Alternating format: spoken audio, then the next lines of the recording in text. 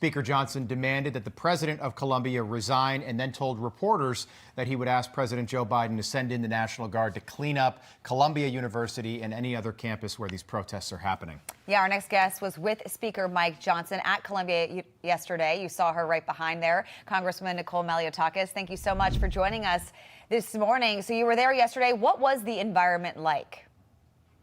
Well, first of all, we met with a wonderful group of Jewish students who sadly were telling us that they are afraid to go to class, that they've faced threats, vile rhetoric, that they've also, in some cases, been assaulted, spat on. They have to see swastikas around the campus. So there's a real legitimate issue here. There is anti-Semitism taking place on this college campus. That is very different from free speech. And that is what we're calling for this president to resign, because she's not addressing it. She's not taking control of the campus or making her students feel safe or keeping them safe. They have to go to virtual learning because she cannot protect them. And that is a massive problem that we have, not just at Columbia, but at other universities as well. Now, when we went to go speak to the crowd, it happened to be right in front of the encampment, and a lot of those students, it was shocking to believe that this is an Ivy League institution. The way that they were heckling and acting so juvenile, as if they were a junior high school, cursing at the Speaker of the House. But if they're doing it to us, imagine what they're doing to these Jewish students each and every day. And that is why we call for the resignation of this president. She said there needs to be a reset at the university. She's absolutely right. That reset starts with new leadership. Yeah, that's a great point. Yesterday, one of the chants at Columbia, "It is right to rebel. Israel can go to hell." And Speaker Johnson acknowledged that Hamas, this terrorist organization that attacked Israel on October the 7th, endorsed all of these protesters in the United States. What was your reaction to that?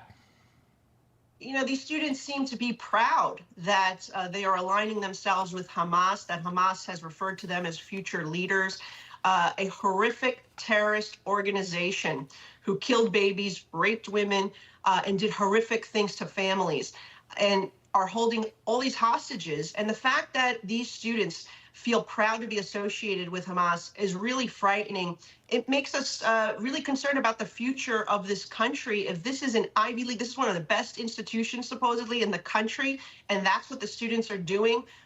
It's really horrific. In the meantime, though, they're disrupting the school environment. Yeah. People who pay $90,000 a year to attend Columbia University are being deprived of the experience.